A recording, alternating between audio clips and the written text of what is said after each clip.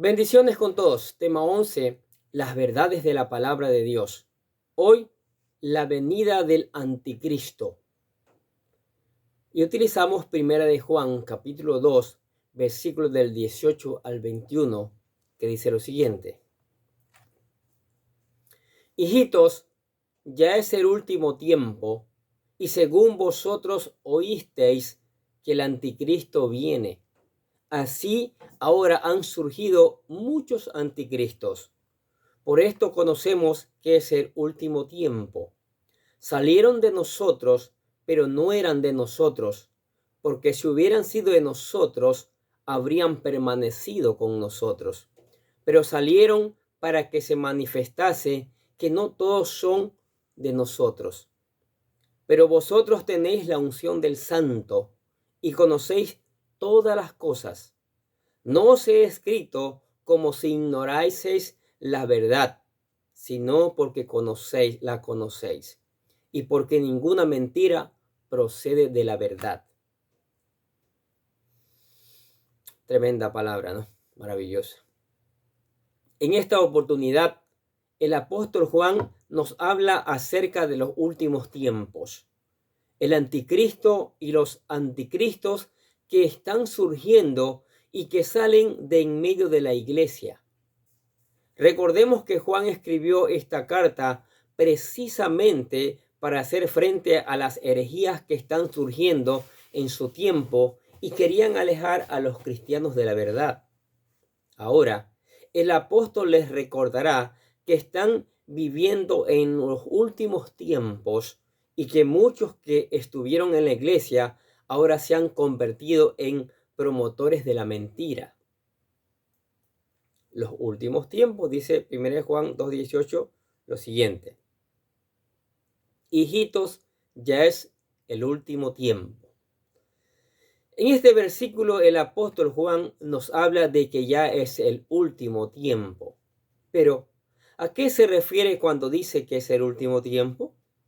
Para ellos, el último tiempo o los postreros días serían aquellos últimos años de la historia donde la iglesia tendrá su tiempo de desarrollo en medio de gran oposición que van desde Pentecostés hasta el momento que inicie la gran tribulación. Este tiempo inició en el día de Pentecostés, ya que de acuerdo al profeta Joel, sería el tiempo donde el Espíritu Santo se derramaría sobre toda carne. Leamos lo que dice el profeta Joel, capítulo 2, versículos 28 y 29. Y después de esto derramaré mi espíritu sobre toda carne, y profetizarán vuestros hijos y vuestras hijas. Vuestros ancianos soñarán sueños, y vuestros jóvenes verán visiones. Y también sobre los siervos y sobre las siervas derramaré mi espíritu en aquellos días. Ahora, Pedro es quien nos confirma que estos tiempos posteriores iniciaron en el día de Pentecostés, que fue cuando el Espíritu Santo vino sobre la iglesia. Vamos a leer Hechos capítulo 2, versículo del 14 al 18. Póngale mucha atención. Entonces Pedro, poniéndose en pie con los 11, alzó la voz y les habló diciendo: varones judíos y todos los que habitáis en Jerusalén, esto os sea notorio y oíd mis palabras, porque estos no están ebrios como vosotros suponéis, puesto que es la hora tercera del día. Mas esto es lo dicho por el profeta Joel. Y en los postreros días, dice Dios, derramaré mi espíritu sobre toda carne, y vuestros hijos y vuestras hijas profetizarán. Vuestros jóvenes verán visiones, y vuestros ancianos soñarán sueños. Y de cierto sobre mis siervos y sobre mis siervas en aquellos días derramaré mi espíritu, y profetizarán. ¿Qué les parece? Por tanto, muchos opinan que los postreros días inician en el día de Pentecostés, y estos tiempos se caracterizan por el surgimiento de la gran apostasía. Miren lo que dice 1 Timoteo capítulo 4 versículo 1. Pero el Espíritu dice claramente que en los posteros tiempos algunos apostatarán de la fe, escuchando a espíritus engañadores y doctrinas de demonios. Por ello Pablo los llama tiempos peligrosos, ya que podría desviar de la verdad a las personas. Según de Timoteo capítulo 3 versículo del 1 al 5 dice: también debes saber esto, que en los postreros días vendrán tiempos peligrosos, porque habrá hombres amadores de sí mismos, avaros, vanagloriosos, soberbios, blasfemos, desobedientes de los padres, ingratos, impíos, sin afecto natural, implacables, calumniadores, interperantes, crueles, aborrecedores de lo bueno, traidores, impetuosos, infatuados, amadores de los deleites más que de Dios, que tendrán apariencia de piedad, pero negarán la eficacia de ella. A estos evita.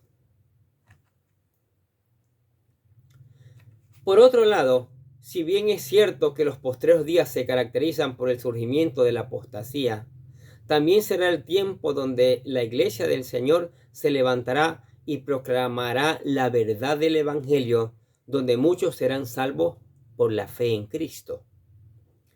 Hebreos capítulo 2 versículo 1 dice lo siguiente, 1 y 2. Dios, habiendo hablado muchas veces y de muchas maneras en otro tiempo a los padres por los profetas, en estos postreros días nos ha hablado por el Hijo, a quien constituyó heredero de todo y por quien asimismo hizo el universo. Por todo esto es que Juan les escribe a los cristianos de su tiempo diciendo: hijitos, ya es el último tiempo. El anticristo, 1 Juan 2:18 dice: y según vosotros oísteis que el anticristo viene. Juan les recuerda a los creyentes de su tiempo que están viviendo en el último tiempo y según han oído, el anticristo ya venía. Con todo esto, el apóstol se refiere específicamente al personaje que aparecerá al inicio de la gran tribulación y por obra de Satanás se levantará en lugar de Cristo para gobernar el mundo y traer una paz ficticia. El término anticristo proviene de dos palabras compuestas en idioma griego que son anti, que significa en contra de o en lugar de, y histros, que significa Cristo. En este sentido, el anticristo es una persona que se opone a Cristo y quiere tomar el lugar de Cristo engañando a las personas para que lo sigan. En la Biblia, Juan es el único que lo llama anticristo en sus cartas.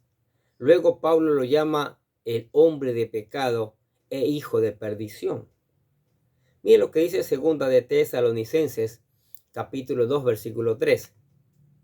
Nadie os engañe en ninguna manera, porque no vendrá sin que antes venga la apostasía y se manifieste el hombre de pecado, el hijo de perdición, el cual se opone y se levanta contra todo lo que se llama Dios o es objeto de culto, tanto que se sienta en el templo de Dios como Dios, haciéndose pasar por Dios.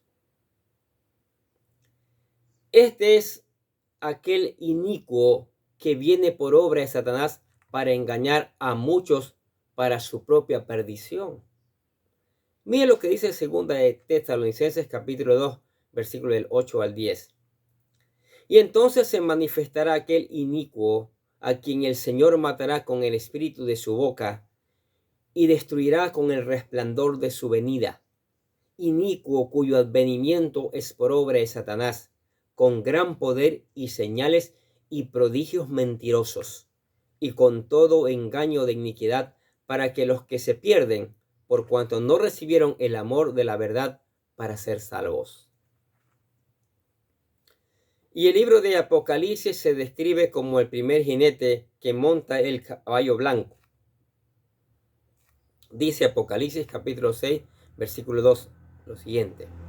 Y miré, he aquí un caballo blanco, y el que lo montaba tenía un arco, y fue dada una corona, y salió venciendo y para vencer.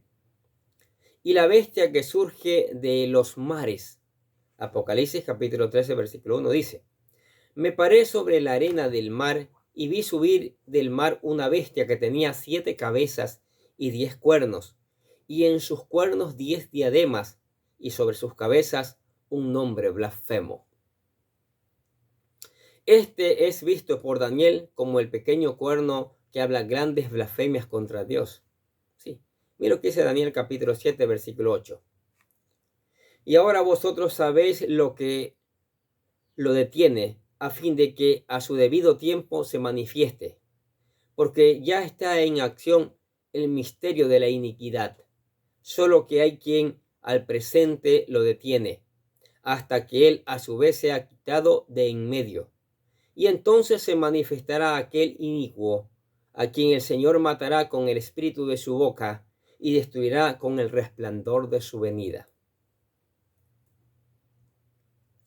Ahora, durante todo este tiempo de la historia de más de 200 años, en el que la iglesia, 2000 años, perdón, en que la iglesia ha estado en esta tierra, se les ha llamado anticristo a muchas personas, y si bien es cierto, muchos de estos se han acercado al carácter diabólico y dictador que este gobernador mundial tendrá. El verdadero anticristo aún no se ha manifestado. Así en la historia han existido personas como Nerón, Antíoco IV Epifanes, Napoleón Bonaparte, Mussolini y Adolfo Hitler, que han sido identificados como anticristos. Pero estos solo son modelos que se han acercado al carácter y la obra del anticristo que hará en esta tierra. Ahora, cuidado con los anticristos. Juan escribe en su carta, en su primera carta, en el capítulo 2, versículo 18 y 19, lo siguiente. Así ahora han surgido muchos anticristos. Por esto conocemos que es el último tiempo.